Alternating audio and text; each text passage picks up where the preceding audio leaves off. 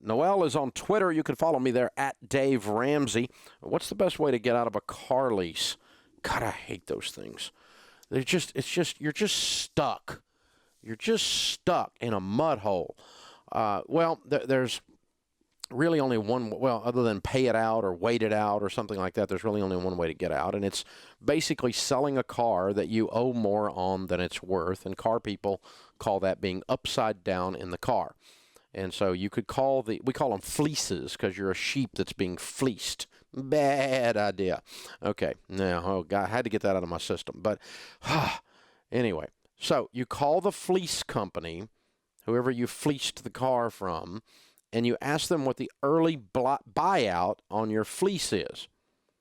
And the early buyout consists of your actual financial exposure today is the residual value that you can buy the car for at the end of the lease. It's stated in your contract on a closed-end lease, and that's about all that's out there anymore. Some of the other junk got run out of the market several years back. So you're going to have a residual value that you buy the car for at the end of the lease. Then you've got your monthly lease payments.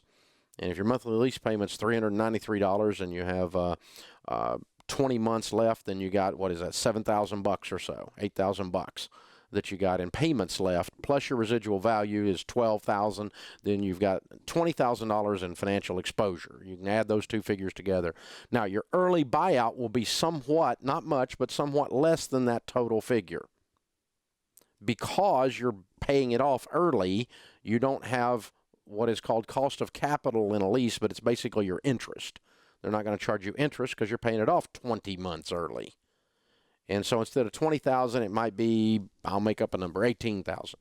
And so if you call and on this mythical car I just described, and you have an $18,000 early buyout, and you find the car to be worth private sale on Kelley Blue Book $15,000, then you owe $18,000. It's worth $15,000. You're $3,000 upside down.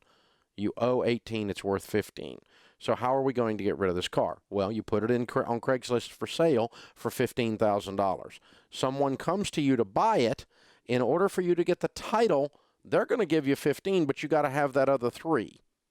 And so you need to have arranged a loan for the difference that you're in the hole.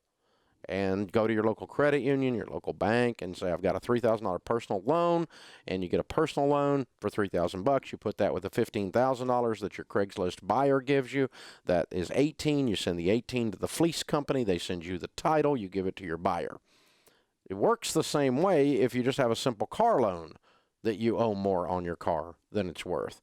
But you just have to go through more crap with the leases, and you're going to find yourself further in the hole because they suck even worse than car payments.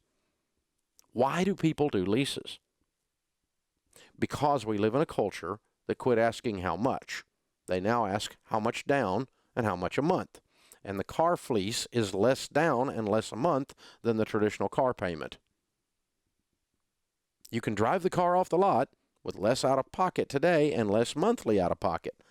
But folks, you ever heard the saying, pay me now or pay me later? You're going to pay them later. They're sticking it to you. The cost of capital, which is the interest rate you're paying, is not disclosed. You know why? This is technically not a loan, so it doesn't. The Federal Trade Commission disclosure rules on loans don't apply. You know, anytime you borrow money, they have to give you all this paperwork that shows you exactly what your interest rate is, what your APR is, and what all the costs are, and all this crap. You get all these pieces of paper when you're borrowing money that the federal government makes them give you to say they're ripping you off and show you clearly how they're doing it. With a car lease, they don't even have to tell you that. You don't get a full disclosure. You don't know what your cost of capital is. And so you could be paying an 18% interest rate or a 14% interest rate. And by the way, you likely are. Consumer Reports, Smart Money Magazine, Dave Ramsey, and My Calculator all say leases are the most expensive way to operate a vehicle. Do not lease a car. Well, rich people do. Well, not people that want to be rich long. And rich people don't, by the way.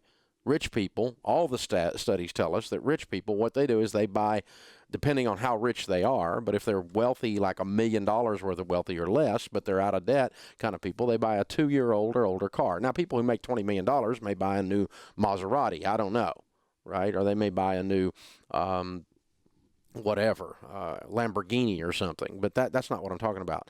But the typical millionaire is driving a 2-year-old or older car that they paid cash for. Now, not the 50 millionaire and not the 100 millionaire, but the typical millionaire, they're driving a 2-year-old car that they paid cash for because they figured out that car payments are a freaking ripoff. That it's the mantra, the motto of the middle class. Well, you're always going to have a car payment.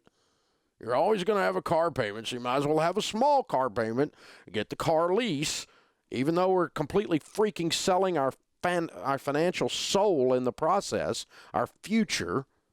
But by God, we got a car that everybody's impressed with. Why? Because we could press hard as we sign our name. There's 3 copies. So make sure your name goes onto all the copies. That's the ripoff. Car leasing is the worst way to purchase or maintain or own or have a car in your driveway. Bar none. No exceptions. So I just made all you little new car dealers mad, and you'll just have to get over it. It's the worst way to buy a car. Never have a car payment if you want to win with money. Never have a car payment if you want to win with money. The average car payment in North America today is $486 over 82 months, according to the National Auto Dealers Association. That's $500 a month. Hello. If you take that $500 a month and you put it in a cookie jar for 10 months, you'll have $5,000. Drive what you're driving and save up and pay cash for your car. And if you can't save up and pay cash for your car, that means you can't afford the car. Because you think you can pay the payments, that does not mean you can afford it. I can afford it usually means I think I can squeeze this in because I really want this bad, and I'm a 4-year-old emotionally and I can't tell myself no. Rich people ask how much. Poor people and broke people ask how much down, how much a month. This is the Dave Ramsey Show.